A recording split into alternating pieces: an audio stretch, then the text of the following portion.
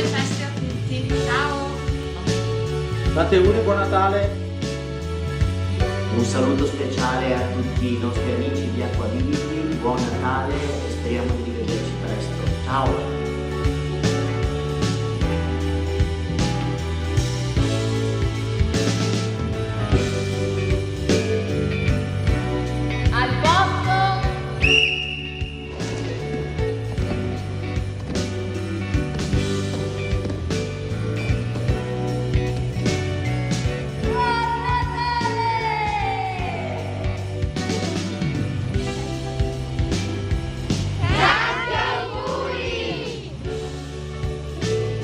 Tanti auguri di buon Natale, di felice anno nuovo e spero di vedervi presto in piscina l'anno prossimo. Ciao! Buon Natale! Con l'augurio di rivederci presto, buon Natale e felice anno nuovo. Con la piscina vuota, è impressionante. Il natatorium del Treviso avete visto. Diamo solo un paio di aggiornamenti, poi torniamo ad Anna Maria Parisi. Uno di questi è sul numero dei casi delle ultime ore, sono 19.037 in tutta Italia, 459 i morti, purtroppo ancora un numero notevole, tasso di positività al 12,5%, sono 152.000 i tamponi, meno 5 terapie intensive in tutta Italia, meno 668 ricoveri in area non critica. Per quanto riguarda invece l'area nostra c'è un altro aggiornamento, non si giocherà il tradizionale derby natalizio di Guinness Pro 14, la ex Celtic League fra Zebre e Benetton Treviso, in programma domani a Lanfranchi di Parma. La Feder Rugby fa infatti sapere che successivamente alla conferma da parte di Benetton Rugby dei casi Covid-19 rilevati la scorsa settimana, considerate tutte le informazioni disponibili e le disposizioni di salute pubblica, il settore medico ha ritenuto che non fosse possibile disputare l'incontro come previsto. Allora, vedo di nuovo Anna Maria Parisi con Simone Merlo e gli Alpini. Vai Anna Maria! Eccoci, allora nel frattempo mentre eravamo in pubblicità, Ferdinando, è arrivata una nota che più che una sanzione, cioè più che un'ammenda è una sanzione, sono dislessica. Tabella puniti, il capogruppo Dal Borgo non indossava correttamente la mascherina, 6 bottiglie sono quelle che dovrà portare qui in sezione dagli Alpini città di Treviso, quindi capogruppo Dal Borgo quando porterà le 6 bottiglie? Immediatamente, subito. E poi prima di passare alla prossima canzone che Venturino dedicherà ad Avarino, no, perché volevo fare la rima, non ci sono riuscita, una nota di servizio. Chiedo a Maurizio Di Biagio se può raggiungermi per spiegarmi brevemente, in velocità, questi 3 gagliardetti che cosa rappresentano. Questi sono i 3 gagliardetti storici, di Treviso, quando appunto in Treviso c'erano i 3 gruppi, era il gruppo della città, il Treviso città, il gruppo Reginato e il gruppo Salsa. Nel 2014 i 3 gruppi si sono riuniti e hanno dato forma a quello che è l'attuale gruppo Città di Treviso, dedicato alle medaglie d'oro Salsa e Reginato. Poi ti farò conoscere altri 2 personaggi che sono il più giovane e il più grande del gruppo, ma nel frattempo Venturino che cosa ci canterà? No, cantiamo tutti assieme. Sì. Siccome volevamo cantare Madonnina dai Riccioli d'Oro, anche perché era una canzone che piaceva molto a un alpino che purtroppo è andato avanti poco tempo fa, che lui, come aveva lasciato testimonianza, di cantarla anche al suo funerale, l'abbiamo cantata anche lì. Adesso la cantiamo e la dedichiamo a tutti quanti. Forza. Andiamo. La scolpita in un tronco d'abete, un bel pastorello, dall'altare di quella cappella riguarda la valle, poi qualcuno con l'olio e il pennello ripinturata, ora il simbolo di ogni viandante che passa di là, Madonnina dai Riccioli d'Oro, stai pregando su dimmi per chi, per quell'uomo che suda in un campo, per la donna che soffre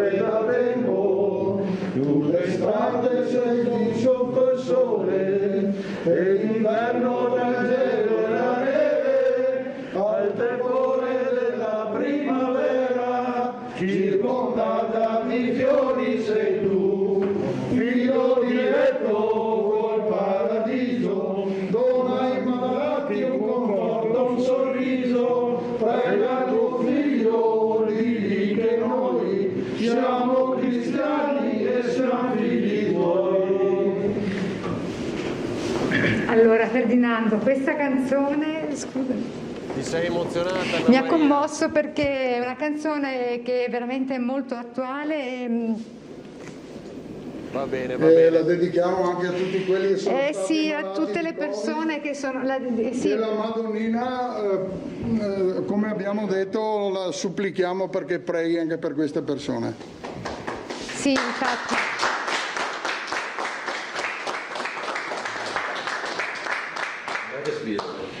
Purtroppo tante persone non ce l'hanno fatta e quindi la vogliamo dedicare tutti insieme, se permettete, Vinturino, a tutte le persone che comunque stanno trascorrendo un Natale diverso, un Natale senza i loro cari. E ci uniamo così a loro con un abbraccio forte e virtuale, così come stiamo facendo con questa lunga diretta. E quindi io mi sono emozionata perché mi è venuta in mente una persona molto cara che se n'è andata. Anna Maria, ti Adesso mandiamo cambiamo l'abbraccio. argomento, no? Come Brava. si dice. Non Grazie. ti preoccupare, il momento è vero e siamo prima donne e uomini, prima di essere cronisti, è vero.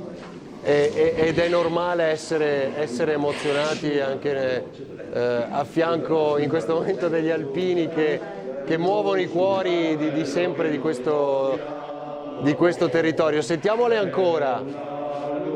C'è una lunga penna nera che a noi serve la bandiera.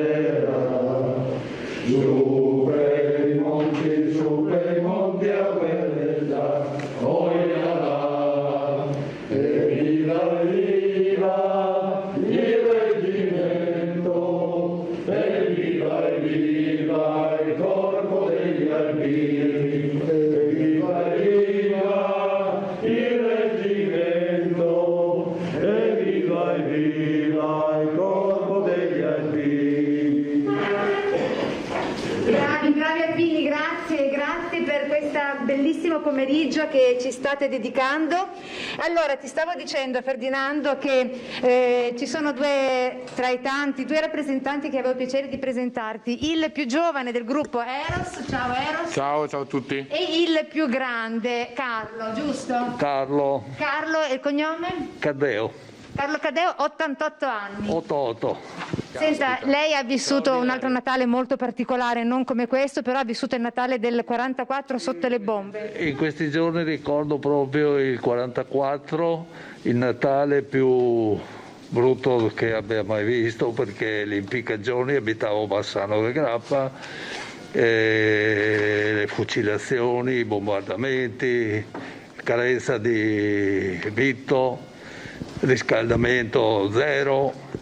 Erano l'ultimo Natale di guerra, per fortuna. E questo Natale comunque è sempre un Natale di guerra, anche se non sotto i bombardamenti visibili, diciamo. Sì, questa è un'altra guerra da combattere, che stiamo, penso, combattendo bene, e speriamo di venirci fuori presto. Grazie Carlo. Adesso la testimonianza di Eros. Come si prova? Cosa si prova ad essere il più giovane di questo gruppo? È molto bello, ma anche impegnativo, perché tanti si aspettano anche tanto, insomma, perché i giovani non sono tanti purtroppo che partecipano all'attività del gruppo, anzi speriamo che aumentino, però sicuramente è un onore stare vicino a queste persone che hanno una storia, hanno un vissuto e fanno parte della nostra storia, sia della storia della nostra città ma anche del nostro paese, insomma, e ci trasmettono non solo dei valori ma anche una vera e propria testimonianza di quello che si può fare per la città di Treviso e anche per la cittadinanza. Esatto, e non soltanto per la città di Treviso. Saranno orgogliosi i tuoi familiari di te, no? Sì, abbastanza. Cosa ti dicono? Sono contenti, insomma, anche mio papà è alpino, quindi anche lui partecipa alla vita del gruppo e è anche un modo per stare insieme di famiglia e dare una continuità, insomma, a questa cosa. Grazie. Volevi aggiungere qualcosa? No, scusami. no. Pensavo di averti tolto il microfono mentre stavi preparando. Anna Grazie Maria. Eros Cendron. E poi prima del prossimo canto, Vinturino, mi raccomando, perché ce l'aspettiamo tutti adesso, mentre decide che cosa volete cantare, chi è che va al mercato di Treviso tra voi? Io faccio la spesa ogni tanto. No, lei, vero? No, chi è che va al mercato come volontario? Anche sì. Come si chiama? Ettore Pavan. Ettore Pavan. Come si comportano i trevigiani al mercato? Sono disciplinati? Molto maluccio. Già da marzo dicevo, se ci comportiamo bene andiamo fuori da questa situazione, altrimenti la mascherina portiamo a Natale. Siamo arrivati a Natale con la mascherina.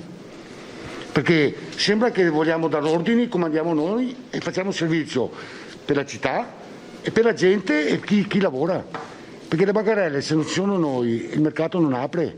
Allora chi va a fare la spesa deve capire, essere responsabile, non mettersi a fare ammassamento davanti a sti banchi fretta.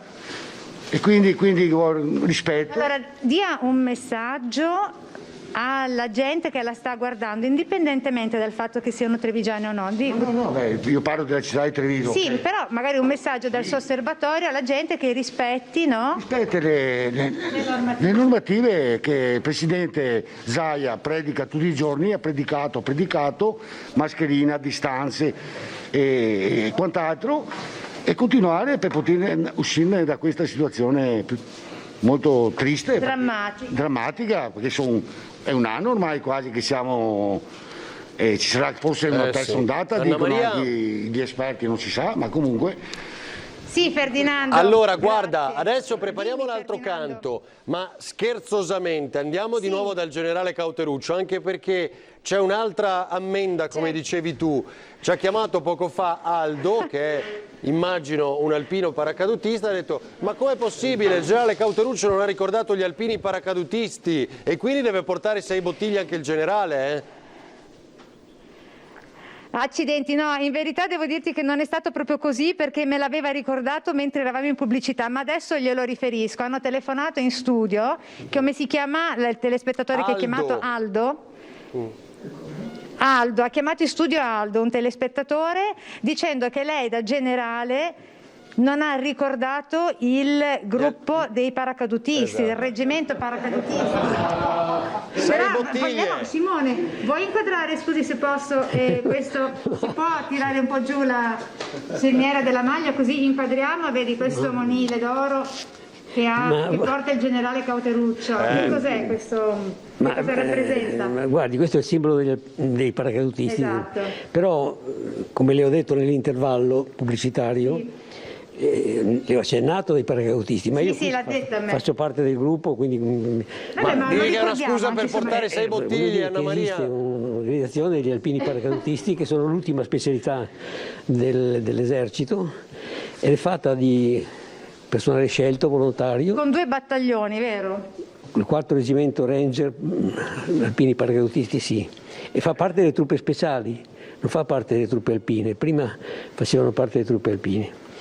E questi soldati sono specialissimi, è l'unico reggimento Ranger che c'è in Europa. E in Italia gli americani vengono ad addestrarsi dai nostri. Ecco, generale, scusi, io non voglio essere irriverente, però sembra fosse la scusa perché facesse anche lei ammenda portando altre 6 bottiglie. Forse Aldo è uno dei vostri, della sezione di Treviso? No. Guardi, siccome sanno che io sono il presidente onorario dell'Associazione Alpini Paracadutisti, probabilmente questo ragazzo, che saluto, pensava che io facessi pubblicità, ma mi sono state fatte delle domande e ho risposto a quelle. Insomma. No, va bene, certo, non ce ne voglia, che a noi piace anche un po' così alzare un po' il morale con queste note leggere. Questi sanno che io ho questo ruolo, che poi è un ruolo onorifico e basta, perché insomma un presidente onorario, per cui volevo dirle, però c'è da rimarcare che sono gli alpini specialissimi questi. Noi non calchiamo la mano su questa cosa qua perché ognuno fa il suo mestiere, ma è molto duro fare alpino paracadutista, ranger.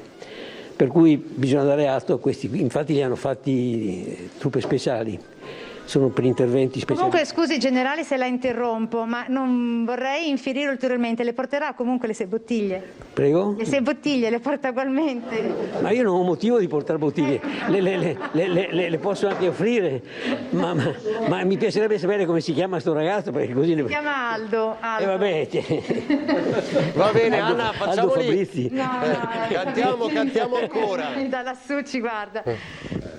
Cantiamo ancora. Lei voglio dire una cosa, c'è stata una telefonata da parte di un nostro alpino, Sergio Tabarini, il quale ha preso una telefonata da Beppi De Marzi che ha sentito questo coro e ringrazia gli alpini e ci fa gli auguri di buon Natale proprio da Beppi De Marzi. Ecco. Quindi, grazie perché ha visto Antenna 3, stava guardando Antenna 3. Certo, quindi ha avvisato sto Tabarini di presentare gli auguri a tutti noi alpini. Quindi siamo anche contenti, siamo che Beppi De Marzi sia rimasto contento di questo coro, oltretutto, va bene? E siamo contenti anche noi generale, lei non me ne vuole, vero se io le ho chiesto se portava le bottiglie? Prima di andare avanti col coro, noi alpini vorremmo, visto che ci sono 2 panettoni, uno per lei è il nostro questo lo porta in redazione, guarda Ferdinando. Lo daremo qui al nostro cameraman, a Simone, vi ricordate un po' degli alpini. Ma comunque non ci dimentichiamo degli alpini. E soprattutto leggete che questo è il giornale nostro del nostro gruppo, va Hai bene? capito, il giornale degli alpini lo portiamo in redazione Va così bene. ce lo leggiamo tutti. Bene. E grazie da parte di tutti quanti noi e nell'attesa un altro canto, Venturino. Prego Venturino, grazie. Vedi Anna Maria, di solito alpino e bufera è un binomio e poi con la giornata di oggi il nostro monumento di Porta Caccianiga intitolato L'Alpino della Bufera, cosa possiamo cantare? Era una notte che pioveva e che tirava un forte vento.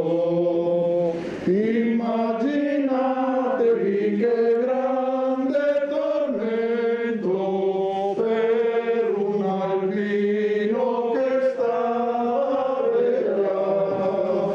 A mezzanotte arriva il cambio, accompagnato dal capo. Forse si è interrotto il collegamento, vediamo se riusciamo a ripristinarlo, anche perché abbiamo già una telefonata, la sentiremo in diretta. No, vedo... proviamo a sentire la telefonata, allora mi sembra che non ci sia possibilità. Intanto vi do un aggiornamento, in arrivo un peggioramento delle condizioni meteo sulle regioni settentrionali, in estensione dalla serata anche al centro-sud, con nevicate fino a quote basse al centro, temporali sui versanti tirrenici meridionali, un deciso rinforzo dei venti sulla Sardegna, però insomma nevicate anche a quote basse. Vedo poi Lucio Zanato, non so cosa sta combinando, non voglio saperlo, si aggira. Mamma, vabbè, dopo cos'ha, un regalo in mano? Vabbè, Lucio, arriviamo subito da te. Prima gli auguri dell'Anfas, dai, come promesso, poi la telefonata e arriviamo da Lucio.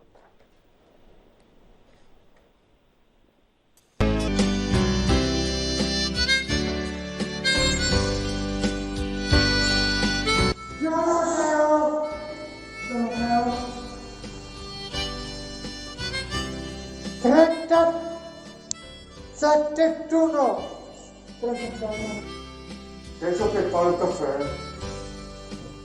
C'è una storia che vogliamo raccontare, con maghi, fate, draghi e boschi da scoprire, con una bella principessa da liberare e con qualcuno che vorrebbe scomparire.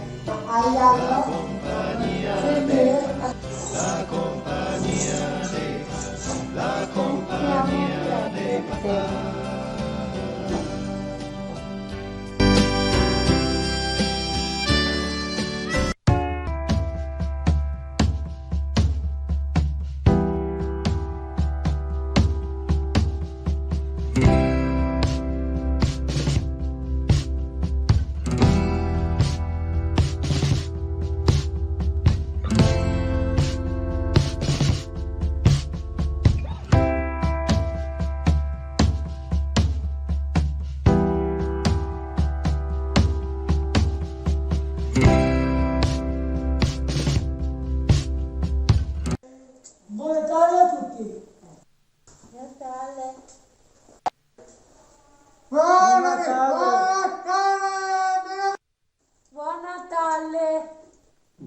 Natale a tutti. Buon Natale a tutti, basta.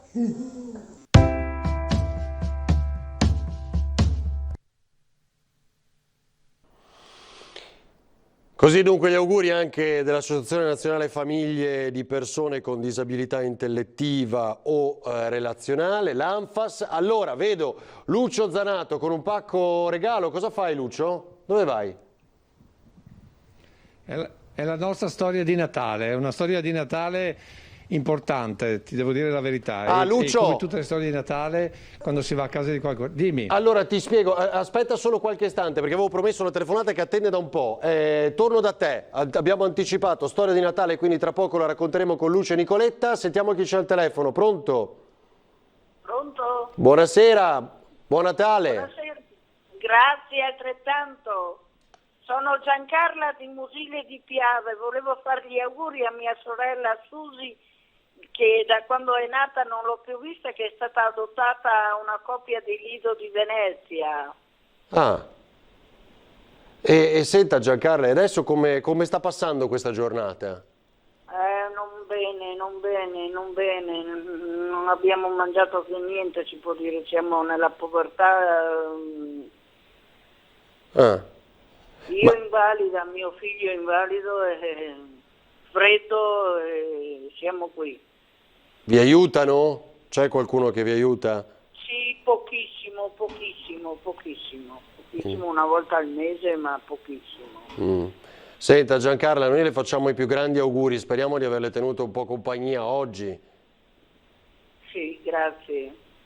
Spero che riuscite a trovarla per fargli gli auguri a questa mia sorella Susi, nata in ottobre del 76, annuale. E che poi perché poi vi hanno separato, ci diceva. Sì, è stata adottata a una coppia di dottori che non potevano aver figli di Lido, insomma. Certo, e lei non ha mai più rivista? No, mi piacerebbe rivederla, almeno mangiare qualcosa insieme, ma ho 64 anni, quasi 65, non sto bene. Certo. Senta Giancarla, grazie per questa telefonata, le mandiamo un grande abbraccio e auguri di buon Natale, va bene? Spero che voi possiate aiutarmi qualche volta in qualche maniera, salvando il mio numero di cellulare. Va bene, Giancarla e la sorella Susi che non ha mai più rivisto, va bene. Giancarla, grazie, auguri, un abbraccione. Grazie anche a lei, grazie, arrivederci. Arrivederci. Lucio, a te, raccontaci questa storia di Natale. Allora, intanto vi dico che mi trovo alle porte di Villorba, siamo per la precisione a Fontane, tra Fontane e Villorba. E questa storia di Natale è importante perché è una storia che è proprio di questi giorni e di tante persone. La storia è di un uomo che viene colpito dal coronavirus, che finisce intubato, sedato, che diciamo così ha visto la morte in faccia, ma che ha detto io non ci posso andare dall'altra parte perché Natale lo voglio trascorrere con mia moglie. E quindi ha lottato a fondo, ha lottato intensamente e andiamo a incontrare Renzo Gatto a casa sua proprio perché è riuscito a rientrare, pensate, il 23 di pomeriggio. L'hanno dimesso, lui è guarito dal coronavirus, ha perso tantissimi chili, parlerà pochissimo perché ovviamente essendo stato intubato la voce non gli era entrata completamente, ma ha voluto venire con noi, ha voluto dare questa testimonianza perché è importante, è la storia di un grande amore. E adesso battiamo questa porta, ci apre Ivana. Buonasera Ivana, buon Natale, permesso. Renzo Gatto, eccolo qua. Ciao Renzo, allora prima cosa il regalo di Natale.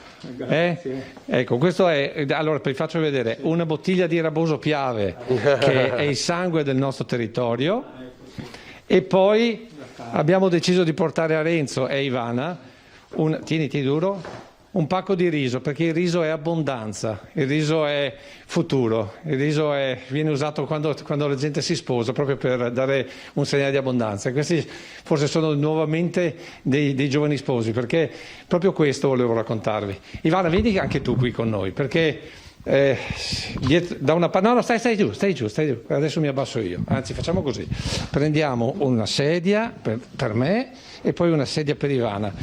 Allora, cominciamo da Renzo. Renzo, raccontaci brevemente la tua storia, cosa è successo? Non so cosa sia successo in modo particolare, come l'abbia preso, so che ho avuto questo Covid, so che sono stato trasportato in ospedale e per oltre 16 giorni in rianimazione e intubato. A detta degli stessi medici, la mia è stata una situazione drammatica perché hanno detto che per parecchi giorni sono stato più di là che di qua. Dopodiché le cose sono, come dire, virate in meglio e sono uscito. Perché tu volevi tornare a casa da Ivana? Beh, sì. Loro volevano tenermi qualche giorno in più, però io ho avuto la fortuna di avere una moglie come Ivana, l'ho sempre detto anche in ospedale, perché o si esce insieme o diciamo è difficile uscirne da soli. Quello che però volevo, come dire con forza è che il Covid non è uno scherzo, assolutamente. Guarda la telecamera, guarda i nostri telespettatori, raccontala. Non è uno scherzo, è una cosa molto impegnativa e i nostri medici, anestesisti, rianimatori, infermieri vanno aiutati e la cosa migliore, l'aiuto migliore che possiamo dare è quello di cercare di non ammalarci, cioè usare la mascherina, usare il distanziamento, cioè fare in modo di non ammalarsi, è il modo migliore per aiutare queste persone che nel mio caso mi hanno salvato la vita. Ecco, solo nel mio, per fortuna. Cosa hai pensato in quei giorni? Io ho avuto tanti incubi, tantissimi incubi, ancora me li sogno di notte, perché raccontarli sarebbe importante, però bisogna anche un po', come dire, raccontarli nel tempo, viverli in maniera... Però non hai mai mollato. Non è del tutto vero. Ci sono stati dei momenti in cui non riuscivo più a farcela. Ci sono stati dei momenti in cui non riuscivo più a farcela. Quando ti hanno legato, perché io cercavo di tirare via tutto, allora ho dovuto legarmi i polsi e lì è stata terribile, perché se hai imprurito al naso te lo tieni, non puoi grattarti, non riesci a comunicare con loro. Io non riuscivo a comunicare con loro, ogni tanto loro mi chiedevano lei sa dov'è? E allora io sentivo una serie di rumori, di voci, di qualcosa, ho detto sì, sono in una crociera delle Carabins, che io odio le crociere, e fa no guardi lei non è in crociera, è in rianimazione. Ecco, è intubato anche per parecchi giorni, non tutti, ma insomma. È un'esperienza terribile essere intubato. È un'esperienza terribile, però bisogna dire questo, che abbiamo, perlomeno a Treviso, abbiamo delle persone molto capaci, molto brave, e lo dico con grande orgoglio come trevigiano. Senti, però c'è da dire questo, tu sei arrivato al coronavirus per caso, perché in realtà eravate andati a vedere se lei, che aveva qualche linea di febbre, quindi non è vero che il coronavirus è una cosa che sai che ti capita, ti può capitare quando meno te l'aspetti. Guarda, io ho sempre detto che il coronavirus ce lo pigliamo tutti. E su questo è una questione di tempo. L'importante è che magari nel tempo sia più in là, così ci sono dei mezzi più adeguati, si conosce meglio. Lo si prende tutti, dopodiché io avevo anche delle malattie pregresse, per cui io sapevo di essere a rischio, tra virgolette, particolare, e in effetti così è successo. Eravamo andati dal medico perché lei aveva dei problemi, e ho detto facciamo il test veloce, se non che lei è negativa, vabbè lo faccio anch'io ed ero positivo, e va bene tutto, solo che la notte stessa ho avuto quei problemi spaventosi e il mattino dopo ho dovuto chiamare l'ambulanza e difatti sono stati gentilissimi, veloci, mi hanno portato dentro. Codice rosso, io non mi ricordo di essere sceso dall'ambulanza perché probabilmente mi hanno trasportato loro fuori e poi... Un inferno, però da questo inferno hai detto io voglio rientrare a casa prima di Natale perché il Natale lo voglio passare con mia moglie, con la mia donna. Esatto, io perché il Natale, che è una delle nostre festività sacre, se possibile bisogna passarlo in famiglia, soprattutto quando la famiglia è lasciamelo dire, una bella famiglia, o perlomeno noi siamo, io considero così, una bella famiglia, perché credo che l'Ivana mi abbia aiutato, io non lo so dopo, lo so adesso per carità, mi ha aiutato tantissimo e credo che abbia sofferto tanto perché da sola, senza l'ausilio di figli o altre cose, lei ha portato avanti, anche con l'aiuto di alcune persone che io ringrazio, non vorrei fare il nome, ma insomma. Ivana, senti, tu sei, diciamo, l'altra parte che subisce il coronavirus. Cosa vuoi dire ai familiari che affrontano dall'esterno e molte volte magari anche con poche informazioni? Che cosa puoi dire a conforto? Allora, che bisogna saper aspettare, non essere impazienti, e passo dopo passo. In questo modo si può anche vincere il panico. Il dolore c'è tutto, perché il dolore c'è tutto, ma almeno si riesce a stare un po' con i piedi per terra. Dopo c'è anche un'altra cosa. I bollettini dell'ospedale sono bollettini descrittivi, oggettivi, ed è bene che siano così. Però tu vorresti sapere di più, perché tu non vedi queste persone, i tuoi cari, non li vedi, non sai in che condizioni sono. Io sono stata circondata da amici che conoscevano il problema e che quindi mi fornivano altre spiegazioni. Quindi la conoscenza ti aiuta a capire. Quindi non è vero beata ignoranza. L'ignoranza crea pericolo, crea rischio. La conoscenza invece ti aiuta a evitarlo, ti fa stare con i piedi per terra.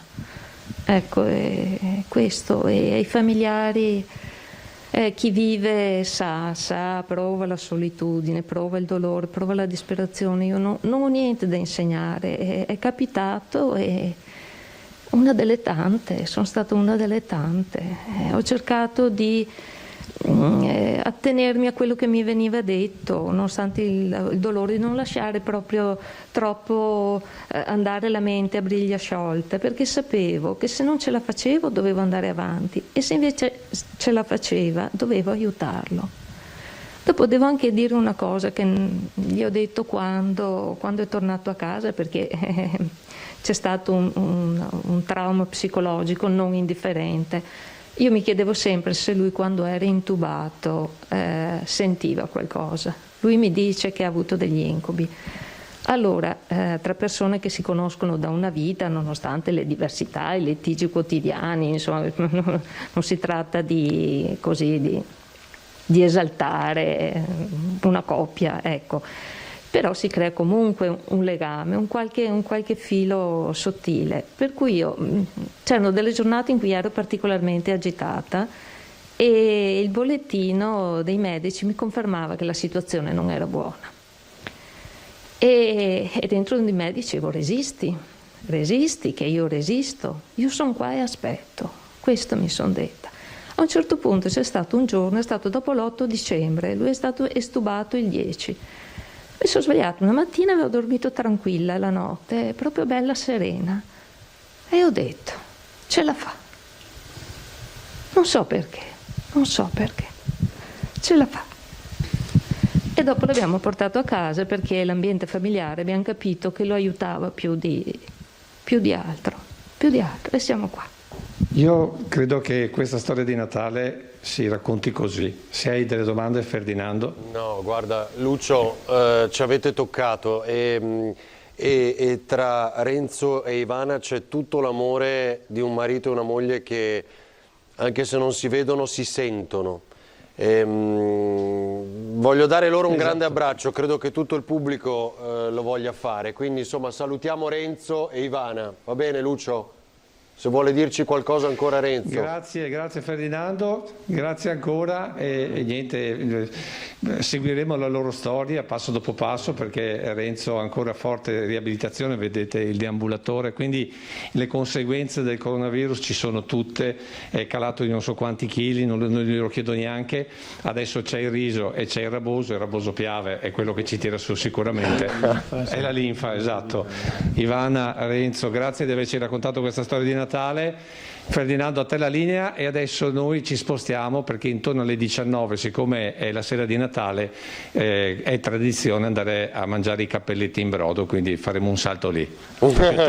Va bene, allora grazie davvero a Renzo, Ivana e a Lucio Zanato. Con Nicoletta Rizzetto li ho visti, si sono emozionati anche, si è emozionato Lucio, lo conosco, così come la nostra Anna Maria poco fa. Pubblicità, no, prima la pubblicità, la telefonata che attende da un po'. Volevo preannunciare, ci sarà Christian Arboite tra poco e rivedremo anche l'intervista al governatore Luca Zaia, che oggi abbiamo fatto in diretta alle 13:30, ci stiamo organizzando per poterla mandare in onda di nuovo, anche per chi non l'avesse seguita nel corso della diretta. Allora, sentiamo chi c'è in onda. Pronto, buonasera e buon Natale. Buonasera, buon Natale signora Varino. Buonasera. Sono Teresa di Legnago. Ecco, ci dica tutto, buon Natale intanto. Grazie per quello che bella trasmissione proprio. Volevo fare gli auguri ai miei familiari di Castello di Godego. Purtroppo ho perso mio marito da non tanto tempo, è stato un Natale molto molto triste. Però volevo fare a voi i complimenti e soprattutto volevo fare una grande preghiera a Luca Zaia, perché mi fa pena ultimamente, guardi, veramente, perché per me qualcosa ha sbagliato anche lui, però poveretto si è dato da fare meglio che ha potuto. Dovremmo essere un po' tutti più, come si dice, a ringraziarlo, perché tutti sbagliamo nella vita, però poveretto mi fa pena, guardi. Comunque un abbraccio a lei, al signor Lucio Zanato, che quando faceva la messa da Castello di Godego mi sembrava di essere a casa, perché io abito a Legnago. Guardate, siete una trasmissione anche il canale 18, siete Rete meravigliosi, un abbraccio e tante preghiere. Non posso fare altro perché sono una povera disgraziata, nel senso che non sono tanto tecnologica. Ecco, e basta, grazie mille. Signora, come si chiama? Me lo ripete? Grazie. Me lo ripete come si chiama? Cosma Teresa, da Castello di Godego. Teresa, le mando un abbraccio grandissimo, va bene? Macari, che siete meravigliosi e basta. Grazie, auguri e buon Natale. Un abbraccio grande. Grazie a tutti, grazie. Un abbraccio grande. Allora, poi ricordo, insomma, c'è il telegiornale alle 19:30, nel corso del quale rivedremo molti momenti di questa giornata, appunto l'intervento del governatore Zaia, di Igor Cassina, i collegamenti, le storie che abbiamo raccontato insieme per passare insieme questa giornata proprio come volevamo. Allora, ci fermiamo per la pubblicità, poi ancora altri video e ci sarà con voi Christian Arboit. Grazie, buon Natale ancora.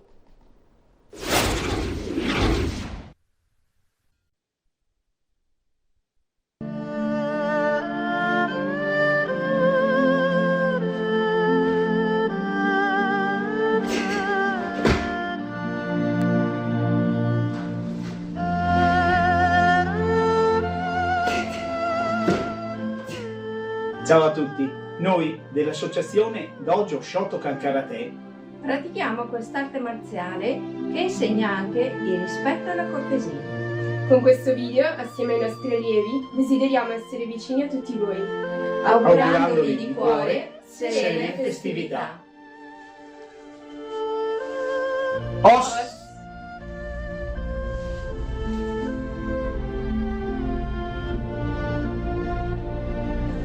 Stavo per noleggio.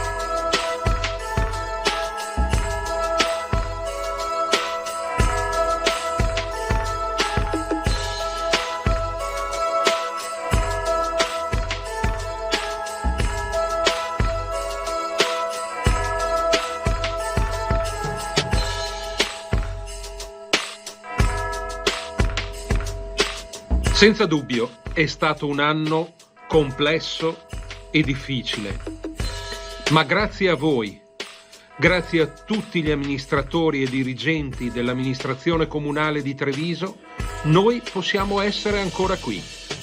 Possiamo ancora svolgere il nostro ruolo da volontari nel seguire i nostri ragazzi e non solo nelle loro attività sportive. Allora con questo piccolo video vogliamo augurare a voi e ai vostri cari un buon Natale e un felice e soprattutto senza pensieri 2021. Grazie ancora dallo Sporting Treviso.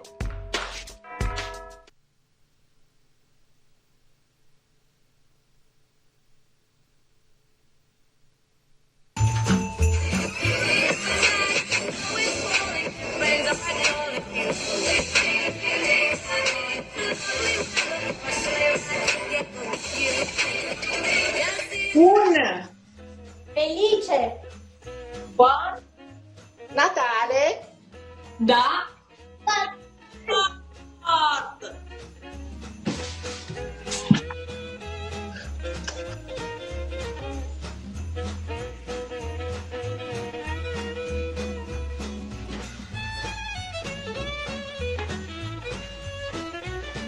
Uno, due, tre.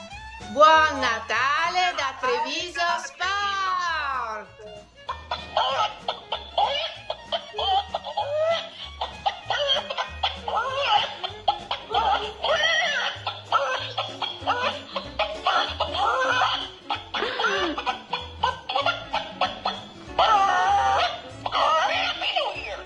Buon Natale da Treviso Sport! In a one-horse open sleigh, oh, there we go, laughing all the way, bells on bobtail ring. Buon Natale da Treviso Sport!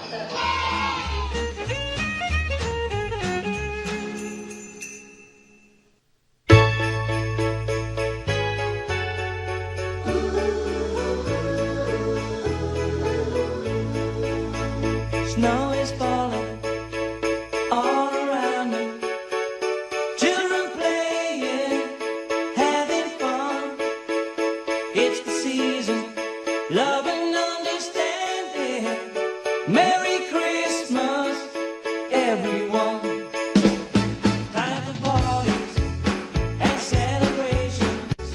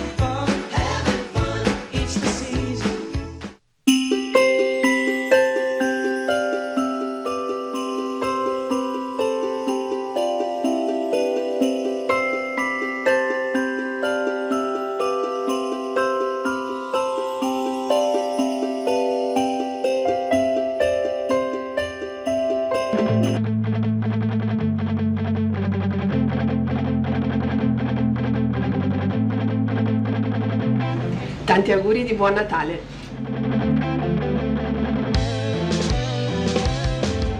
Auguri per un buonissimo Natale. Ciao!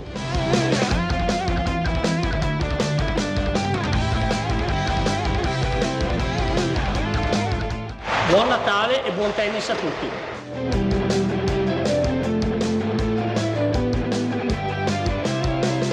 Auguri!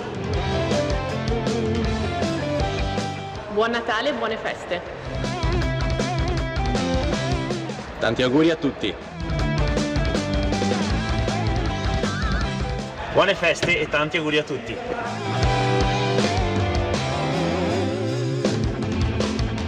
E a tutti un buon Natale.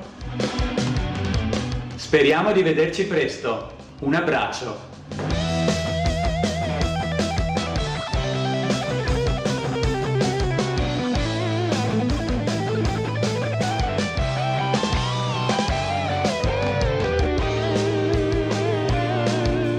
Tanti auguri e buone feste a tutti.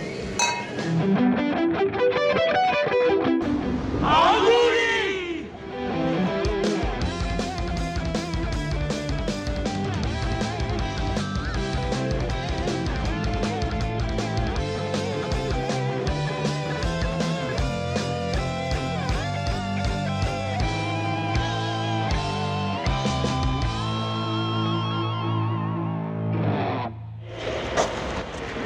Tanti auguri a tutti e buone feste.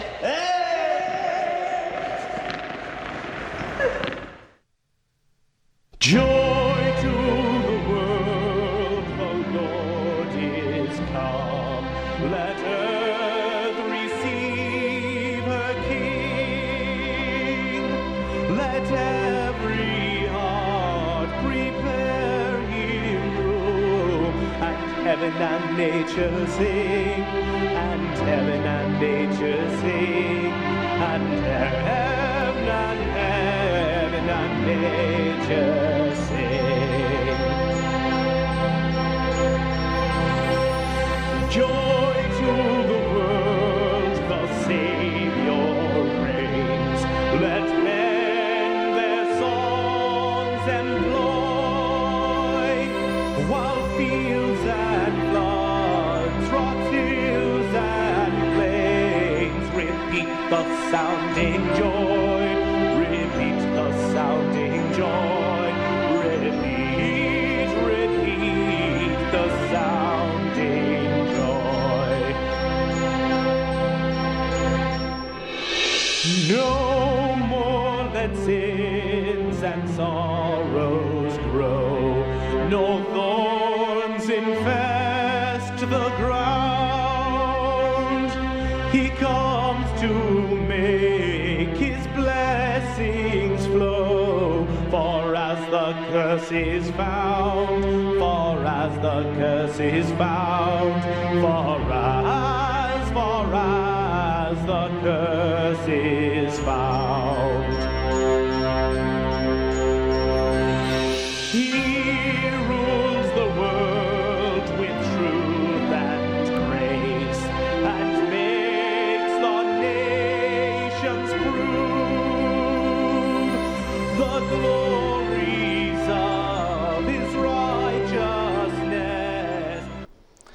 Questi quindi gli auguri di buona parte del variegato mondo sportivo trevigiano. Abbiamo concluso con i canottieri del Sile. Riprendiamo questa lunga diretta. Ferdinando Avarino mi ha passato il testimone. Ci sono ancora tante storie da raccontare, tante telefonate. Davvero grazie, perché ci sono tantissimi messaggi, centinaia e centinaia, e non riusciamo a rispondere a tutti. Però c'è una telefonata in linea. Pronto, chi parla? Pronto? Pronto? Sì, pronto. Buon Natale. Sì. Buon Natale, parla Giulio da Venezia, che ho telefonato siccome domani facciamo 50 anni di matrimonio, mi ha detto di rimanere in linea, in telefono, se è possibile mandare gli auguri alla moglie. Assolutamente. Come si chiama la moglie? Ornella Baldasso. Ornella, quindi una coppia, cosa sono i 50 anni? Perché mi confondo, argento, oro, diamante? No, i 50 anni di matrimonio. Sì, ma sono le nozze d'oro, d'argento, come si chiamano? Sono un po' ignorante, Matteo. D'oro? Ecco, le nozze d'oro, perfetto, la ringrazio, ammetto la mia ignoranza. Tanti auguri allora, come avete trascorso questo venerdì di Natale? A casa, eravate soli? Me le hanno già mandate, grazie. Grazie a lei, arrivederci, grazie davvero.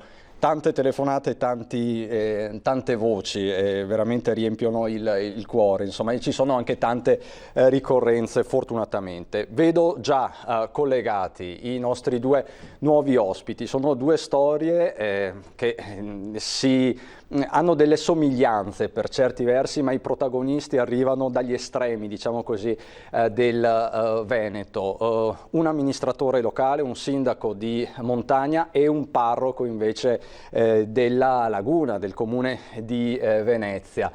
Do il benvenuto, grazie davvero e buon Natale, a Luca De Carlo, sindaco di Calalzo e anche parlamentare, ma questa sera non parliamo di politica, e Don Valentino che appunto è parroco di alcune frazioni, parrocchie del comune di Venezia. Benvenuto Don Valentino, buon Natale. Buon Natale a voi. Ecco, io comincerei da lei, Don Valentino, perché lei è a casa positivo al Covid in questo preciso momento, e quindi di fatto lei ieri sera ha recitato la messa di Natale da solo in casa. Le chiedo innanzitutto come sta. Allora, sto bene, ho il Covid che mi ha dato solo sintomi di influenzali, di febbre, stanchezza, per fortuna nessun sintomo respiratorio, però ovviamente la prudenza richiede l'isolamento, e quindi dal 10 di dicembre sono in casa, ecco. Ho superato la fase più acuta con la febbre. Ieri, la vigilia, ho fatto il tampone di controllo sperando di avere un risultato positivo, e invece ho avuto un po' la doccia fredda, che sono ancora, anzi speravo in un risultato negativo, e invece la doccia fredda è stata che il tampone era positivo, per cui almeno per un'altra settimana si continua a rimanere isolati. Ieri sera quindi la recita della Santa Messa a casa sostanzialmente, cosa è successo, Don Valentino? Ho salutato le persone dalla finestra, quelle che arrivavano a messa, il viceparroco Don Giovanni, che ringrazio, ha tenuto duro, celebrando lui. Della parrocchia, ripetiamo, di? La parrocchia di Asseggiano, che è una frazione del comune di Venezia, verso la terraferma, ecco. E ha celebrato lui la messa in chiesa, e io da solo ho celebrato la Santa Messa di Natale, che però è stata intensa. È difficile celebrare da soli, è anche una cosa che è un po' strana, insomma, non è comune, però ci si concentra sull'essenziale. Anche il patriarca di Venezia questa mattina, il Papa stesso, continuano a ripetere che è un Natale di essenzialità. Assolutamente, tra l'altro sia il Patriarca che Papa Francesco hanno ricordato gli ultimi più volte, lo stesso Papa Francesco ha parlato degli scartati da un certo punto di vista, quindi diciamo che la Chiesa quest'anno ha lanciato un messaggio ben preciso, Don Valentino. Sì, ci si concentra sul tesoro, il tesoro è Gesù, e Gesù ci viene donato nell'Eucarestia, nella parola di Dio, nel Santo Natale, ci viene donato anche nei poveri, e quindi essere concentrati anche su di essi, avere una parola, avere un gesto di assistenza, di ascolto è importante, specialmente anche verso le nuove povertà che questa epidemia mette in luce, famiglie con un mutuo sulle spalle che magari perdono 2 redditi legati al turismo, se non... quindi ci sono situazioni che di punto in bianco si sono trovate in grave precarietà. Cerchiamo di farci vicini a tutti, oltre ai poveri indigenti che hanno bisogno di cibo, che hanno bisogno di medicine, di aiuto per pagare le bollette. Ecco. Assolutamente, Don Valentino. Tra l'altro penso che quest'ultimo aspetto sia ben noto a Luca De Carlo, che è sindaco e quindi conosce bene anche, diciamo così, i contraccolpi della pandemia sulla comunità, sulla sua comunità. È così, sindaco?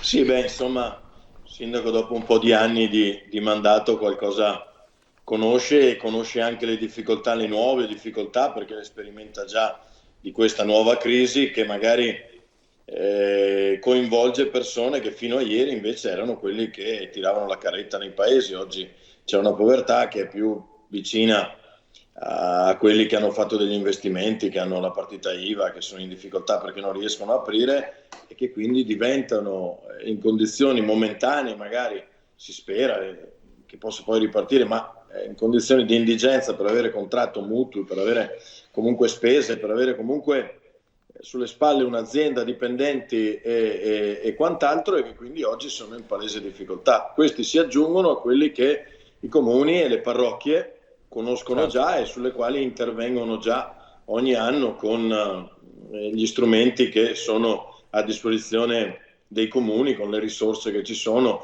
con la rete che in ogni comune, chi più chi meno, il sindaco o l'amministrazione coordina, la rete del volontariato, per cui laddove non arrivano le risorse in Veneto, ovunque arrivano invece tanti volontari che approfitto proprio oggi per ricordare e ringraziare. Oggi li abbiamo visti, li vedremo ancora. Ecco, venendo al personale, sindaco, ci siamo sentiti nel corso degli ultimi mesi. Lei era risultato positivo al Covid, la sua quarantena è durata 20 giorni e di fatto lunedì lei ha avuto l'ultimo responso e risulta negativo, è così?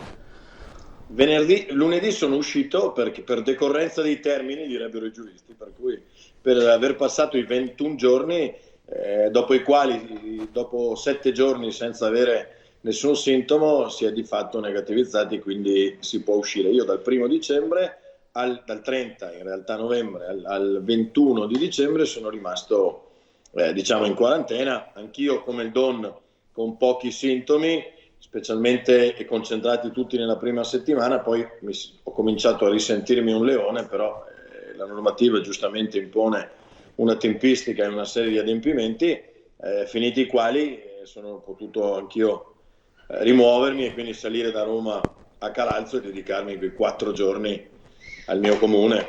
E quindi dopo 21 giorni diciamo così, di quarantena, i 4 giorni di libertà li si apprezza in maniera particolare e soprattutto si è condensato un sacco di lavoro che avevo anche lasciato indietro. Infatti avevo la scrivania che sembrava un campo di battaglia, però oggettivamente diciamo che ha ripreso in mano un po' di questioni. Sì, solo una cosa, sindaco, le chiedo, perché siamo velocissimi. A chi fa gli auguri di buon Natale? Qual è il suo primo pensiero da primo cittadino? Il pensiero è sempre ai miei cittadini. Insomma, io ce n'è che in questo periodo soffrono un po' di più e vi ho detto prima quali sono le categorie che si sommano a quelli che lo sono già da tempo. Noi abbiamo cercato sempre con molta umiltà ma con molta vicinanza di essere sempre vicino, con discrezione e a volte cercando di essere, specialmente sui temi del sociale, quanto più invisibili possibile. Perché insomma rispettiamo un po' anche la sfera privata di ognuno, di chi atavicamente nelle nostre realtà preferisce non manifestare. Però a quelli va il mio augurio e anche a tutti, l'ho detto prima, quei volontari che si sono dati da fare, ci hanno dato una mano e che consentono anche ai comuni di essere precisi e puntuali nell'erogazione di servizi, anche se le risorse non sono quelle che tutti vorremmo avere, però è il capitale umano che ci salva sempre, salva le nostre comunità quando siamo in difficoltà. Ecco, il genius loci.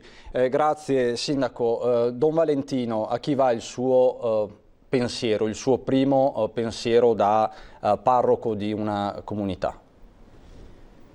Il mio primo pensiero va alle persone ammalate, ricoverate, che come diceva il mio confratello Don Roberto Donadoni, che è rimasto anche lui ferito da questa malattia, sperimentano la grande solitudine. Una delle cose più difficili per noi sacerdoti è accompagnare nella malattia e nel lutto persone lontane che hanno solo il conforto amorevole, sono estremamente grato del personale sanitario, medico, gli operatori, però c'è una profonda solitudine e quindi il mio pensiero va agli ammalati e va ai loro cari che vivono momenti di grande angoscia perché salutano i loro cari quando vengono ricoverati e non sanno se e quando li rivedranno. Questo è le prime persone che porto nella preghiera. Questo è l'aspetto più angosciante di fatto e lo abbiamo raccontato più volte e ovviamente non ci si abitua mai a questo aspetto del Covid, Don Valentino. No, è impegnativo, richiede di esserci, però ecco questo capitale umano di cui parlavamo, grazie a Dio c'è.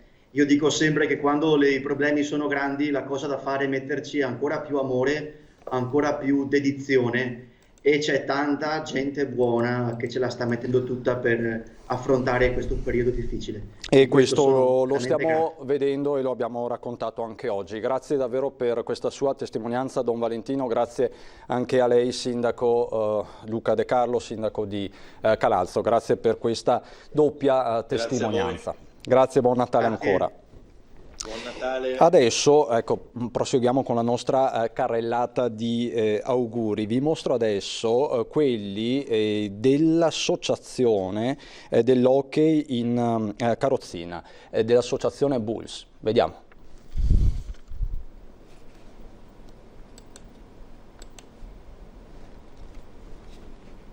Solo un attimo, dovrebbero arrivare. Ecco.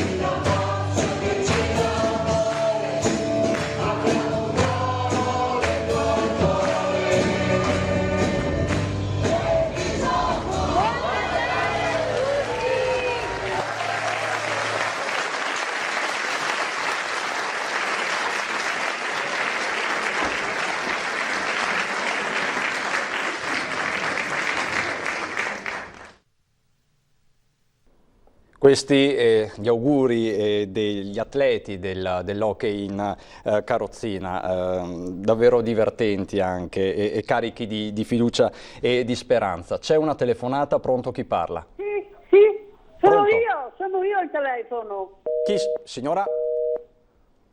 Signora, caduta la linea, mi sa. Magari cerchiamo di ripristinare il collegamento, perché mi sembrava entusiasta, doveva fare sicuramente degli auguri importanti. Vedo collegato, anzi li vedo entrambi collegati. Oggi quello di Antena 3 è un abbraccio corale a tutto il territorio veneto che sta vivendo il Natale che sta vivendo. Inutile aggiungere altre parole. Abbiamo sentito la voce di tutti, stiamo, diciamo così, chiudendo, siamo addirittura d'arrivo, resta ancora molto da dire e da fare, ma volevo un po' un cappello istituzionale da parte di due soggetti importanti per i rispettivi territori. Saluto e ringrazio Stefano Marcon, presidente della provincia di Treviso, Roberto Padrin, presidente della provincia di Belluno. Buonasera e buon Natale. Buonasera a voi, ai telespettatori e all'amico collega Roberto. Ciao Roberto, buon Natale. Ecco, così vi fate anche gli auguri, diciamo, a distanza, rispettando tutte le norme, e va benissimo. Che Natale è stato per voi? Come lo avete trascorso? Padrin? Ma io l'ho trascorso in famiglia come una famiglia ridotta rispetto alla tradizione, con zii e altri parenti, ma solo con i miei genitori, mie sorelle e i miei nipoti, quindi è una cosa sicuramente molto ristretta. E devo dire che un po' di tristezza l'ho avuta perché abituati a dei pranzi sicuramente con molte più persone, in cui praticamente il Natale è un po' quella giornata dove ci si ritrova, sì, ci si sente, ogni tanto ci si vede, ma per me, almeno personalmente, io ho sempre vissuto proprio il Natale in famiglia, e anche il giorno di Santo Stefano per me erano delle giornate proprio sacre, e così dovevano svolgersi. Quindi quest'anno devo dire che un velo di tristezza ce l'ho, ma come ho scritto anche nel mio post su Facebook, mi comunque ritengo fortunato, perché comunque ho avuto la possibilità di trascorrerlo con le persone che mi sono più vicine e più care, e non tutti questo Natale l'hanno potuto fare come l'ho fatto io. Ecco, e questo l'abbiamo ricordato anche prima con Don Valentino, più volte lo abbiamo ricordato, questo che è sicuramente l'aspetto più doloroso di tutta la faccenda. Marcon, Presidente, lei come ha trascorso invece il suo Natale? In casa, in famiglia, devo dire che avendo parenti ristoratori, dopo tanti anni abbiamo potuto fare un pranzo, ancorché ristretto, con i parenti che normalmente a Natale lavorano, e quindi quest'anno abbiamo avuto questa opportunità. Per il resto a casa sostanzialmente, senza tanti contatti, senza insomma nulla di ciò che fa Natale normalmente, purtroppo. Chiedo a entrambi, siete tutti e due, ovviamente, vista la riforma del Rio e quant'altro, presidenti di provincia e sindaci, quindi doppiamente, diciamo così, esposti sul territorio, doppiamente in prima linea. Una domanda telegrafica, Padrina: qual è stato il momento più difficile di questo 2020? Ma io, credimi, non vedo l'ora che finisca, perché ci ha lasciato veramente tanti momenti difficili. La perdita di alcune persone a me molto care, ne parlavo ieri con il mio parroco, ho fatto dei discorsi a 6 funerali, cosa che non mi era mai capitata in vita mia, perché me l'ho chiesto le famiglie, perché proprio erano degli amici proprio molto molto stretti, quindi devo dire che quelli sono stati i momenti più dolorosi che ho vissuto. Poi ho vissuto un lockdown che mai nella mia vita mi sarei immaginato di dover trascorrere qui a casa da solo, e sono state giornate sicuramente molto molto difficili. Abbiamo avuto il maltempo nella prima fine settimana di dicembre, lì credimi abbiamo anche lì vissuto momenti molto difficili, con case allagate, gente che chiamava tutte le ore della notte. Devo dire che non ci è mancato niente in questo 2020. Direi di no, Presidente. Se ne va un anno che lo mettiamo lì, dai, lo mettiamo parcheggiato, perché ci ha dato veramente tanti momenti di disperazione. Presidente Marcon, immagino che gli stati d'animo siano condivisi anche da lei, ma partendo proprio da queste considerazioni del suo collega Padrin, da dove si riparte, da dove si può ripartire? Ci sono le vaccinazioni, domenica 27 vedremo i primi vaccinati, ma da dove si riparte per ricostruire anche un clima di fiducia? Si riparte dal senso di responsabilità che non ci ha mai abbandonato, ha contraddistinto secondo me i cittadini a tutti i livelli e a tutti i ruoli. Abbiamo affrontato e stiamo affrontando questo periodo con responsabilità e questo è quel che serve oggi per ripartire. E poi con progettualità, cercando di farsi trovare pronti, e stiamo lavorando tutti, da sindaci e presidenti di provincia. Per quel che concerne le province, visto che abbiamo questi doppi ruoli, io ricordo che cosa abbiamo fatto, cosa stiamo facendo e cosa dovremmo fare per il sistema scuole, no? Capiamo e stiamo toccando tutti con mano quanto abbia cambiato le abitudini delle famiglie l'avere i ragazzi a casa in didattica a distanza. È uno step importante che bisogna in qualche modo rimettere in moto e si ripartirà, e le province in questo campo è competenza fondamentale, credo abbiano dato un contributo importante ad affrontare questa tematica con la volontà di ripartire e di non rifermarci più. Poi per quel che concerne la sanità, il vaccino è il faro, insomma ormai partiamo. Dal 27 si parte, sappiamo che la campagna di vaccinazione sarà lunga, però sarà massiva e ci mettiamo a supporto del sistema sanitario come province per fornire i luoghi, spazi, coordinamento, per quello che serve. Insomma, io credo che la squadra messa in campo sinora dal governatore e via via tutte le strutture che oggi hanno affrontato e stanno affrontando ancora questo momento difficile sia una squadra coesa, forte e in grado di affrontarla. Certo che metteremo in archivio, come ha detto il collega Padrin, quest'anno, ma resterà nell'archivio uno degli anni che si distingueranno rispetto agli altri sicuramente. Questo sicuramente ce lo ricorderemo bene tutti. Io vi ringrazio per questo rapido saluto, ma era importante per noi avervi qui nostri ospiti. Grazie quindi a Roberto Padrin, Presidente della provincia di Belluno, e Stefano Marcon, Presidente della provincia di Treviso. Grazie e buon Natale ancora. Grazie a voi, buona serata e buon Natale. Arrivederci, grazie davvero. Abbiamo una telefonata in linea, pronto, chi parla? Pronto? Pronto, è su Antenna 3. Buona giornata a lei. Buonasera. Con chi parlo? Volevo ringraziarvi tutti. Grazie mille. Lei qual è il suo nome? Tutti, sono in diretta, se non erro. Sì, lei è in diretta. Come si chiama e da dove chiama? Allora, vi ringrazio tutti. Io telefono Auriago, sono Merlotto Gabriele. Volevo ringraziare tutti voi giornalisti, perché siete meravigliosi. Ci tenete sempre informati di tutto quello che succede. Ringrazio vivamente il nostro Presidente Luca Zaia, che ero sempre nei miei pensieri e anche nelle mie preghiere. Vi ringrazio, grazie di esistere perché siete meravigliosi. Addirittura, grazie davvero signor Gabriele. Senta, come ha trascorso questo Natale, se posso farmi un po' i fatti? A casa da solo, io e mia moglie, dovevo andare da mia figlia ma non si può, allora sono stato a casa da solo. Dove abita Natale sua figlia? Brutto, però cerchiamo di risolverlo solo con lavoro, stando a casa e non fare schifavogli assembramenti e adoperare la mascherina come lo dice il nostro Presidente. Quindi nel massimo rispetto di tutte le normative. Il massimo rispetto di tutte le regole. Vuole salutare sua figlia, come si chiama?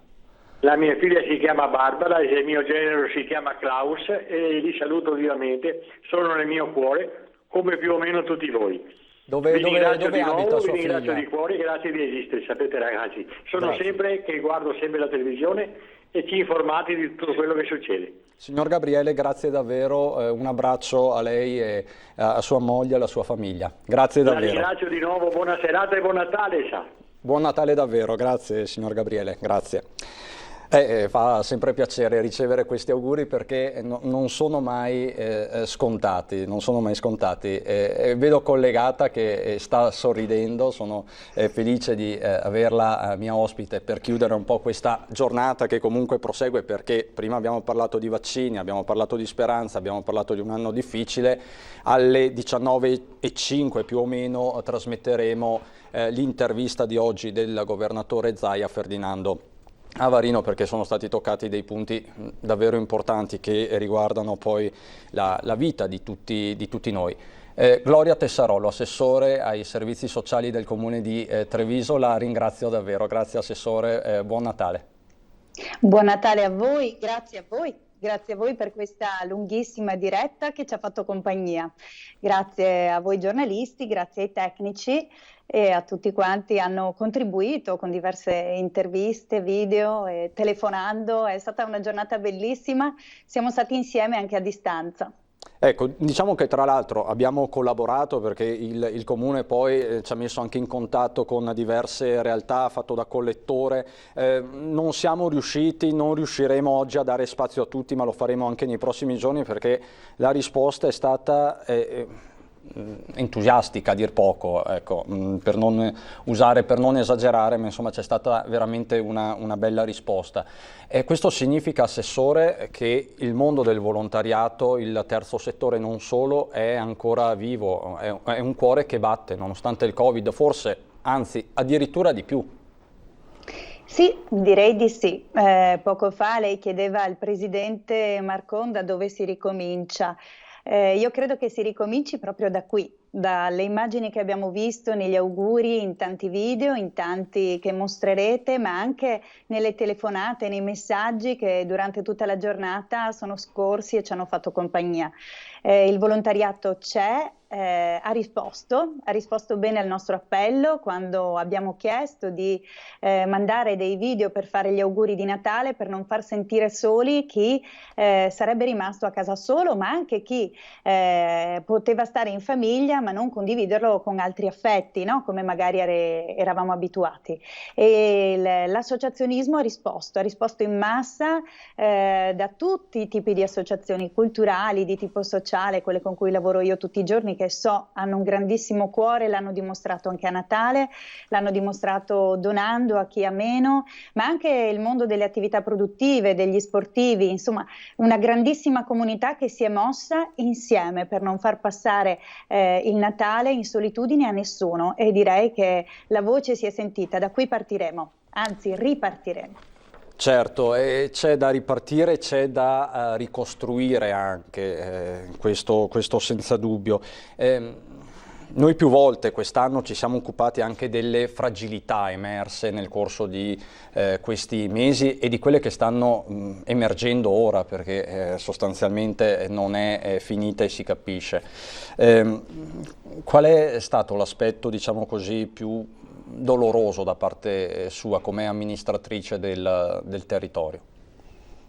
Non arrivare a tutti forse come avremmo voluto. Abbiamo attivato con tutte le nostre energie tutte le risposte che potevamo mettere in campo, però soprattutto i mesi del lockdown di marzo sono stati mesi impegnativi perché ci hanno sorpresi. Adesso in qualche modo non voglio dire che siamo allenati, ma siamo psicologicamente preparati.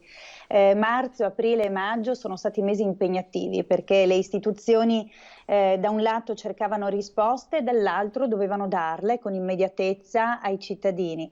Anche lì però ho scoperto una rete importante, una comunità viva che si è data subito da fare. Io ricordo a marzo una riunione in Sala Verde a Palazzo Rinaldi con le associazioni per coordinare i primi interventi, la spesa, i farmaci, quando tutto si stava mettendo in moto, non c'erano ancora numeri strutturati, quindi c'erano delle procedure da avviare e le associazioni hanno risposto e sono ancora sul campo. Io davvero, Croce Rossa, Protezione Civile, il volontariato trevigiano. Un elenco sterminato sì, davvero. Sì, Assessore, allora davvero. Io la ringrazio, dobbiamo andare in pubblicità perché abbiamo anche questa variabile, diciamo, giustamente, per fortuna. Grazie davvero a Gloria Tessarolo, Assessore del comune di Treviso, con cui abbiamo condiviso questa avventura. Grazie Tessarolo.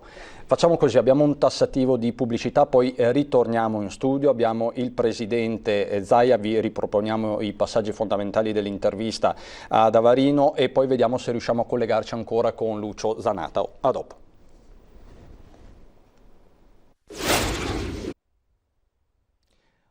Rientriamo in diretta per rivedere insieme gli stralci più importanti dell'intervista oggi al governatore Zaia, poi ci sarà il telegiornale di Treviso. Ancora tanti auguri davvero. Luca Zaia. Non poteva mancare, siamo davvero grati che abbia accettato la nostra richiesta il governatore del Veneto, Luca Zaia. Buongiorno Presidente. Buongiorno. Guardi, buongiorno a tutti, buongiorno. Ecco, grazie per essere collegato con noi, anche perché ci facciamo gli auguri. Guardi cosa abbiamo preparato, è in clima, diciamo. Buongiorno Presidente, buon Natale. Usiamo i cartelli anche noi. Grazie. Allora, questo Natale strano, che augurio si sente di fare alla Regione, a chi la segue? Ma guardi, io intanto auguro a tutti che questo sia il primo e l'ultimo Natale che viviamo in questa condizione di tristezza e soprattutto di restrizioni, di mancanza di libertà e di grande preoccupazione a causa di questo incubo che si chiama Covid. Dall'altro il mio augurio principalmente va a tutte le persone che sono ammalate, non solo il Covid, ma anche coloro che non godono di salute in questo momento, e agli strepitosi eroi della sanità del Veneto, le 60.000 persone, uomini e donne, medici, infermieri, OS, insomma tutti coloro che lavorano nei nostri 68 ospedali del Veneto, che in questo momento molti dei quali stanno anche lavorando fisicamente in queste ore, il giorno di Natale, per curare i 3.400 pazienti Covid e gli 8.000 pazienti non Covid che sono ricoverati negli ospedali del Veneto. Che aggiornamenti ha, Presidente, in questa giornata? Perché poi tra l'altro noi seguiremo in diretta, l'abbiamo anche già detto, insomma siamo in onda fino a questa sera per farci compagnia in questa Natale un po' diverso, ovviamente, l'abbiamo già detto più volte, e seguiremo anche i tamponi in questa giornata perché si effettuano ancora, insomma, quindi è una giornata di lavoro per tantissimi. Ma guardi, la macchina della sanità non si ferma per i pazienti non Covid, e lo voglio sottolineare anche perché vorrei ricordare che siamo una delle poche regioni in Italia che eroga un servizio sanitario anche alle patologie non coronavirus. Le ho detto, quasi 8.000 pazienti in questo momento non coronavirus. E ieri mattina le sale operatorie erano aperte per i pazienti oncologici, per dire, no? Ricordiamole queste cose. Quando si parla della sanità del Veneto, varrebbe la pena forse di ricordare a tutti che la qualità di una sanità la si vede proprio dalla capacità di prendere in carico e in cura i pazienti. Ecco, noi pazienti che siano Covid o non Covid li abbiamo fino ad ora presi in carico tutti. E dall'altro dico che abbiamo pressione sanitaria perché ci sono 3.400 pazienti. Se da un lato le terapie intensive più o meno hanno 30-40 postazioni in più rispetto a marzo, invece l'occupazione dei letti è di 1.000 posti in più rispetto a marzo. Questo ci dice che comunque qualcosa sicuramente è cambiato. Stiamo procedendo velocissimamente con la dottoressa Ricci, che è il direttore dell'Istituto Zooprofilattico, con tutta la sua squadra, a sequenziare molti campioni di virus per capire anche che mutazioni ci sono state e se c'è anche la variante inglese. Nelle prossime ore probabilmente avremo delle risposte. Questo potrebbe anche dare molte spiegazioni a degli effetti che, ad esempio, proprio statisticamente non tornano. Pensi solo che abbiamo più o meno le stesse terapie intensive. A marzo avevamo raggiunto una punta di 356 terapie intensive, oggi ne abbiamo 380. La verità è che invece i pazienti sono un terzo in più. A marzo ne avevamo 2068 di massima, oggi ne abbiamo almeno 3.400. Questo fa capire che comunque qualcosa è cambiato. È vero che non c'è stato il lockdown e quindi non abbiamo avuto quel lockdown che abbiamo avuto a marzo, perché ormai nessuno se lo ricorda magari, no? Quando se ne parla, però noi siamo stati chiusi dall'8 marzo al 4 di maggio e quello ha pesato moltissimo per rallentare la diffusione del virus. Però insomma la squadra sta lavorando, tutti hanno le cure necessarie e questo è quello per il quale stiamo lavorando. Ricordo che oltre a questi pazienti ce ne sono 10.000 assistiti a livello domiciliare dagli altri eroi che sono i nostri medici di base, i medici delle USCA, ai quali ovviamente faccio anche loro gli auguri, perché comunque la squadra veneta sta performando e dà risposte a tutti questi cittadini. Ecco, Presidente, lei credo abbia già visto queste immagini, le stiamo mostrando ai nostri telespettatori, poi c'è un altro video, anche Tony Italo se volete farlo vedere dal computer. È la giornata in cui ha passato il Brennero il vaccino, il primo convoglio l'abbiamo visto, questo furgone che porta in Italia il vaccino Pfizer. Insomma, sono davvero ore importanti e su questo c'è stato gran dibattito, lasciamo perdere, poi arriviamo anche alle minacce, alle proteste, perché lei ha ricevuto una solidarietà impressionante, definiamolo così, anche perché nel suo ruolo delicato ci sono stati momenti di tensione e questo è appunto è un messaggio di speranza. Cosa possiamo dire comunque? Ovviamente nella libertà, questo lo ricordiamo, non c'è nessun obbligo e il vaccino è arrivato in Italia, no Presidente? E guardi, intanto ha fatto bene dottor Avarino ricordare che il vaccino è obbligatorio, quindi eviterei come al solito di far polemiche su tutto. Quindi i cittadini che vorranno sottoporsi alla vaccinazione hanno il diritto di avere una risposta. Dopodiché si inizierà con una vaccinazione simbolica il 27, quindi fra un paio di giorni i vaccini arrivano direttamente all'azienda ospedaliera di Padova, poi verranno distribuiti a tutte le ULSS. Sono solo 875 dosi per il Veneto, sono nulla. Però è la giornata della vaccinazione a livello europeo. Dopodiché dal 28 arriveranno altri lotti e da lì si inizierà, ovviamente con priorità agli anziani e ai 30.000 anziani delle case di riposo. Abbiamo 300 case di riposo con 30.000 anziani e 30.000 operatori e parimenti ovviamente con la stessa priorità tutti gli operatori del mondo della sanità che vorranno vaccinarsi. E poi a seguire le diverse fasce d'età in base ovviamente alla categoria a rischio e quello che è stabilito dal piano di sanità pubblica. Noi siamo pronti, guardi, a noi consegnano i vaccini e le siringhe, ma io per non sbagliarmi ho dato disposizioni ai nostri tecnici di comprare anche le siringhe. Non vorrei mai che arrivassero i vaccini e non arrivino le siringhe. Magari qualcuno farà polemica anche per questo, per me siamo abituati a tutto, però si sappia che il Veneto si è anche comprato le siringhe. Se non serviranno per i vaccini ci metteremo 10 anni a smaltirle o quello che è, insomma. Non so quanto ci metteremo, le utilizzeremo per fare anche su quello, no? Sa Presidente, quale tipo di siringhe allora abbiamo comprato noi? Noi abbiamo comprato quelle che vanno bene per tutti. Ecco. Perché senta, una volta si salvavano le vite con la siringa di vetro, vi ricordo che la siringa era di vetro e veniva sterilizzata assieme al suo ago nell'acqua bollente e lì abbiamo salvato le vite. Adesso stiamo qui a pignolare sul colore della siringa, io direi che andiamo avanti, la siringa deve avere un ago e deve essere in grado di iniettare il vaccino, punto. Senta Presidente, ho detto poi siamo insieme in questa giornata, mettiamo un po' di leggerezza poi, no? Era anche questo l'obiettivo. Possiamo chiederle come sta passando il Natale? Intanto lavorando, perché se la conosco è al telefono con una mano e mangiando con l'altra, è in onda con noi in questo momento, però insomma almeno è in famiglia. Ma le dico solo questo, che a mezzanotte in punto ci siamo fatti gli auguri con la dottoressa Ricci dell'Istituto Zooprofilattico per parlare di sequenziazioni e di attività che anche loro stanno facendo. Qui si lavora anche a 24, poi Natale in famiglia, rispettando le regole, sono regole che tutti conosciamo, niente assembramenti, niente tavolate, insomma un Natale normale. Va bene. Senta, poco fa citavo anche quelle minacce ricevute in questi giorni, che sono stati momenti di tensione. L'abbiamo vista convinto ovviamente a continuare il proprio lavoro, però allo stesso tempo un po' colpito, contento probabilmente della tantissima solidarietà ricevuta. Insomma, vuole spendere un pensiero anche per questo? Ma guardi, intanto le dico che io non mi aspettavo la solidarietà che ho ricevuto e sto ricevendo, per dire gli auguri di oggi sono tutti in quella direzione. E quindi grazie di cuore a tutti, perché non riuscirò a rispondere a tutti. E dall'altro, guardi, io penso che ci sia un po' un combinato disposto. Intanto è comprensibile che ci siano persone arrabbiate, è comprensibile che ci siano persone che hanno difficoltà, pensi a chi magari ha un disabile in casa, che vede che i progressi acquisiti nei mesi prima del Covid poi se ne vanno tutti perché c'è la chiusura delle scuole, non c'è più il sostegno, non c'è più le attività, la palestra per chi doveva fare fisioterapia. E chi perde il lavoro, sono 60.000 persone che hanno perso il lavoro, chi comunque va in difficoltà, pensi ai genitori separati o agli anziani che hanno bisogno di cure. Però tutto questo, io dico, lo si può affrontare, è comprensibile, ma lo si deve fare con civiltà. Allora, prima roba, le proteste, penso alla protesta che è stata fatta sotto casa mia da una ventina di persone, penso che la protesta, la manifestazione sia sacrosanta.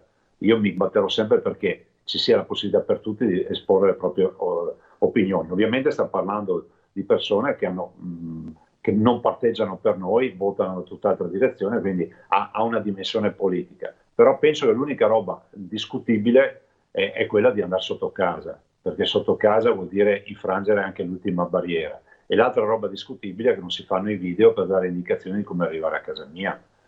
Poi dopodiché io dico, la protesta posso non condividerla, però è giusto che tutti possano protestare.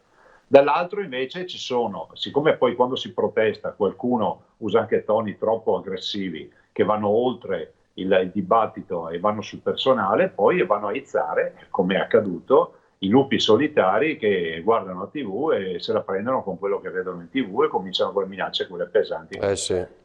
Però guardi, io dico sempre, male non fare, paura non avere. Posso oggi vantarmi del fatto che la nostra squadra della sanità del Veneto resta la migliore a livello nazionale, tutti hanno diritto alle cure e ce le hanno. Abbiamo fatto delle scelte innovative perché tutti parlano, no? Noi abbiamo dato vita a 1000 terapie intensive, ma non c'era mica chiesto a nessuno di fare 1000 terapie intensive. Quindi se i nostri medici, che sono degli autentici eroi, hanno i respiratori, hanno i diffusori, hanno i letti per terapie intensive, sanno che se mandano a casa il paziente troverà una bombola di ossigenoterapia, sanno che se fanno assistenza domiciliare c'è il saturimetro per valutare la qualità dell'ossigenazione, sanno i protocolli, i dispositivi, certo. Abbiamo 24 milioni di mascherine. Tutto questo perché c'è una regione che lavora dietro alla sanità e la segue giorno dopo giorno. Se poi guardi è una colpa, lo dico a lei Avarino che è di Antena 3, se è una colpa a fare la conferenza stampa tutti i giorni, c'è qualcuno addirittura che dice che facciamo una conferenza stampa perché siamo d'accordo con le multinazionali per creare allarmismo. No, io la conferenza stampa l'ho fatta perché quando è arrivato il virus c'era il dubbio che qualcuno nascondesse anche i dati, i numeri, ho detto che i Veneti debbono sapere tutto. Prova ne sia che siamo l'unica regione in Italia, me lo lasci dire, dove i propri cittadini possono dire di avere tutti i giorni le informazioni, unici in Itelia. Guardate che i miei colleghi fanno un comunicato a settimana. No, ma poi, Presidente, anche sul famoso, purtroppo, conteggio, sul famoso conteggio delle vittime Covid, è stato proprio per merito di un comunicato della Regione del Veneto, se si sono capite molte più cose su questo, poi abbiamo fatto un'inchiesta approfondito, eccetera. Senta, io so che lei non ama perché protegge molto la famiglia, la vita personale, però posso chiederle sua moglie come ha reagito a quelle proteste? Ma guardi, come reagirebbe qualsiasi moglie, nel senso che non è bello pensare di essere catapultati all'interno di un dibattito che non ti compete, di avere la tua abitazione messa su un video da gente che non ha un minimo di rispetto della privacy, pensando che non è che vai a protestare a casa di uno che ha rubato, che ha stuprato, che ha ammazzato, vai a protestare davanti a casa di una persona che ha fatto il suo dovere. Tu puoi condividere il fatto che lo abbia fatto bene o non lo abbia fatto bene, o che alcune scelte ci sono o non ci siano, però tu hai l'obbligo di rispettare le persone. Dopodiché il dibattito ci sta, guardi, se quelle persone che sono venute a protestare a casa mia avessero necessità di protestare, io sono il primo a dire che lo debbono fare, ma lo devono fare rispettare le regole della buona educazione. Senta, a proposito di regole, non le chiedo di fare poi la panoramica della casa, scherzo ovviamente, per vedere se ci sono al massimo due non conviventi. Io lo posso garantire, guardi, ma ovviamente sto scherzando. Senta Presidente, a proposito delle regole, mi ha colpito davvero, cioè nelle strade pochissime persone, molti controlli, questo lo dobbiamo dire, poche persone, la montagna sta soffrendo, su questo non c'è alcun dubbio, così come molte altre attività, tantissimi alberghi, la stragrande maggioranza ha scelto di restare chiuso, cioè questo è il racconto che abbiamo del momento della nostra regione. Ma guardi, è la storia di questo incubo, di questa tragedia che speriamo finisca presto. In tutta sincerità le dico a Avarino che io sono convinto che quando noi riusciremo a fare la vaccinazione, avendo i vaccini, abbiamo una macchina da guerra che riuscirà a farne tanti. Quando mettiamo in sicurezza la prima fascia d'età che è a rischio, che è quella degli over 70, 75, l'età media dei nostri decessi è sui 75-80 anni, quindi quando mettiamo in sicurezza questa fascia d'età, anche qui spieghiamo una roba, Perché abbiamo mortalità nelle case di riposo? Perché le case di riposo esistono solo come modello sociale e organizzativo e di assistenza al nord. Quindi se da un lato siamo stati bravi, virtuosi, noi, l'Emilia Romagna, la Lombardia, il Friuli Venezia Giulia, il Piemonte a fare le case di riposo, noi abbiamo 30.000 ospiti su 300 case di riposo, dall'altro con un virus abbiamo organizzato diciamo, gli ospiti al virus, cioè il virus se li trova tutti concentrati. Certo. E quindi quando entra in una casa di riposo, che entra tramite gli operatori o tramite qualcuno, ma di certo non tramite gli ospiti che stanno lì, non vanno in giro, fa quello che fa, cioè fa danni rilevanti, ed è esattamente quello che stiamo raccogliendo in queste ore. Però guardi Avarino, ne fa più di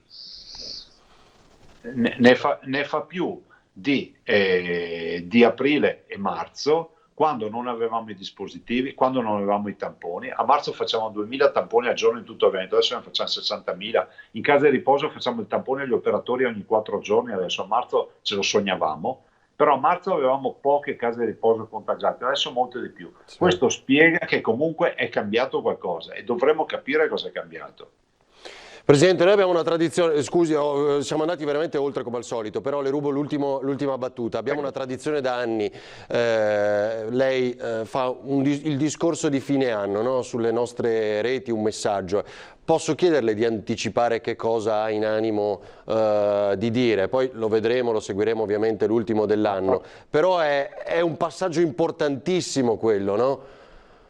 Ma guardi Avarino, io come lei sa il discorso non lo scrivo mai, cioè lo dico a braccio, quindi se dovessi dire cosa devo anticipare devo iniziare a fare il discorso, nel senso che non ho uno schema mentale. Io gli auguri e saluto i veneti lo faccio sempre col cuore e quindi non scrivo nulla e dico quello che penso. Può piacere o può non piacere, ma la gente sa che dico quello che penso. Ma sicuramente ricorderò questo anno che è una tragedia, e che è un anno che dovremmo segnare nel nostro curriculum come anno non vissuto, no? 2020 anno non vissuto, e che dovremmo tornare alla normalità. Il pensiero andrà sicuramente ai 5.400 persone che hanno perso la vita, e un pensiero va anche a tutti coloro comunque che hanno avuto danni da questo Covid, magari non fisici, ma li hanno avuti. Pensi a quelli che hanno perso il lavoro, pensi al mondo del turismo che ha perso 35.000 posti di lavoro, al fatturato, al fatto che comunque questo paese ne esce devastato da questa esperienza e dovremmo ripartire, e noi come Regione siamo pronti. Certo. Presidente, grazie davvero. Grazie, buon Natale anche in questa giornata per aver trovato il tempo. Buon Natale. Grazie Presidente. Buon Natale. Grazie a Luca Zaia, governatore del Veneto.